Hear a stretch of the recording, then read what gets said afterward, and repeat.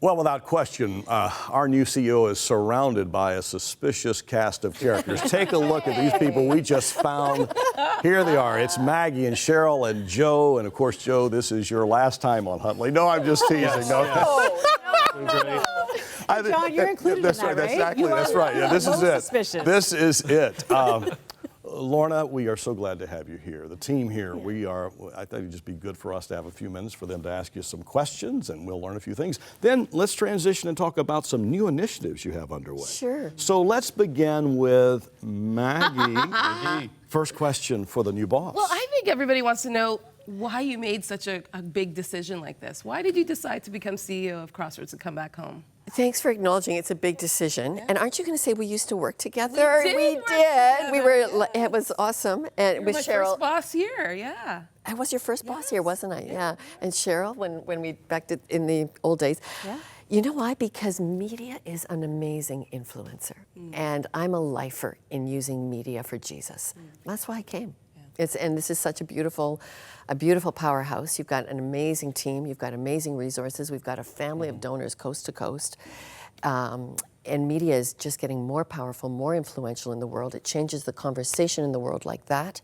Why wouldn't we want to jump in and lead that for Jesus? How do you see the role of the church continuing to play in media? They have the stories. I think that, they do the real life with God. We get a chance to highlight what goes on, but when it comes to living it out, teaching it out, and it is a taught thing. Understanding how God works in the world is a taught thing. It's caught, yes, but it's also taught. So we got to have the church. I think of the transition you're making, Lorna. We did work together for years, and you're such a phenomenal on-air voice and talent. But you're taking a little bit of a step back. You're going into more of the administrative role. You're going to be visiting donors across the country. How is that transition going to be for you? Yeah, I've thought about that a lot. When I started my year in January 1st, I'm a big, quiet time, reflective journal person in the morning. And I surprised myself as I look back at that. My first statement of the new year, my prayer was, the word I wanted for the year was fruitful. Fruitful. And as I look at the age and stage I am at, and I look at the energy and speed that media is coming with, I know it needs leadership. And so I feel that God's been brewing something in me this year about stepping up to a higher level of leadership. So while on air daily, like you guys duke it out, is incredibly crucial, there's another whole side to the strategy of what does it mean that the globe has split out digitally? What does it mean that everybody is watching everything on a handheld device now? Yeah. And of course, what about the financial engine that has to fuel this? So I am thrilled that fundraising was God's idea. We're going to hear more about that. That started in Exodus.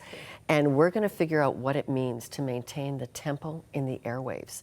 So yeah, I think that's going to happen in this office role, this administrative role. Since this is my last day, Joe, stop saying that, everybody. No, we love Joe. What is with this? What is with this insecurity between you two men here? Come on, get on board. Hashtag stay or go. It's up Joe to and you. I just. Joe, this is what. Joe onto the show. Yeah. All kidding aside, I'm really honored to be here. This is, your first time as CEO on the television program, and I'm just so grateful to be a part of this discussion.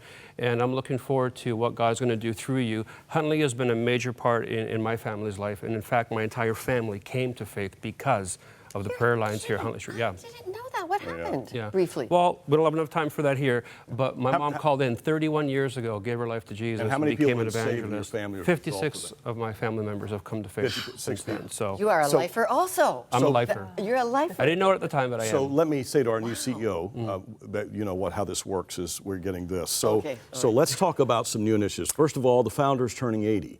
Any special emphasis there? Absolutely. David is, he coached all of us, and just as we hear that story as well. So come on out on August 12th for a live taping studio. We want to pack this studio out and come on down for David's 80th birthday. And this is going to be the launch and the kickoff of Generation to Generation. So we want to say thank you, David, for his generation, his generational life of growing Christian voice in media, and now a new generation is stepping in, and we're going to continue carrying his torch. So you can reserve a spot live in the studio audience. There's going to be a party. We're going to have actually 2 studios going that day, so we can fit everybody in. So Absolutely, August 12th. Come on down. Call in today.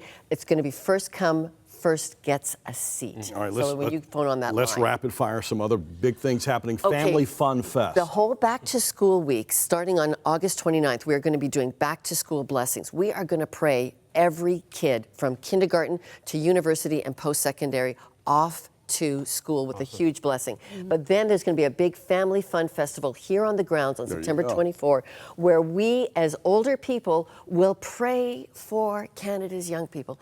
Education is a gift of God's grace to the culture. Another rollout item happening is the Great Faith Tour. Okay, obviously this beautiful building at Crossroads stands as a beacon, but we're going to even go back and we're going to start a tour here on buses. We're going to so reserve a seat on the bus, and then we're going to go to the site of the 1874 revival that happened on the shores of Lake Ontario, very near here, because that revival still affects faith to this day.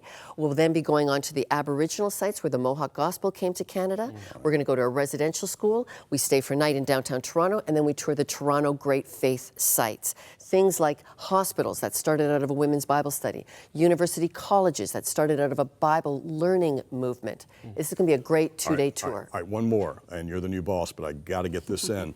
Great Awakening Tour. This one is just blowing me away. Okay. Tell us about it. We only got so just we're a going to few go to seconds here. England in June 4th to the 17th. We got a year to plan. Yeah, and this is an amazing tour, and this is a smaller tour, but check it out. It's there up on the website already. Because what changed John Wesley from an ordinary person to a world changer? We can all experience that. We're going to walk there. Take a look at this. Is Bob Whitesell, Professor Bob Whitesell. He's going to help us learn what were the original words in Wesley's journals, what were the kinds of things he learned that ignited his faith in Christ. All right, congratulations. And then it's Canada's 150th. And here we go. And we've got to have something in Ottawa in Parliament. All right, 100huntley.com is where you can find these items. You can call us at 1-800-265-3100. Look for this information, generation to generation, rolling out new and fresh vision to impact Canada and the world with the good news of Jesus Christ. Lorna Dueck, congratulations. Thank you, John. I think we ought to give her a hand of appreciation. Thank you. And send all your letters. Bye-bye, Joe Admiral.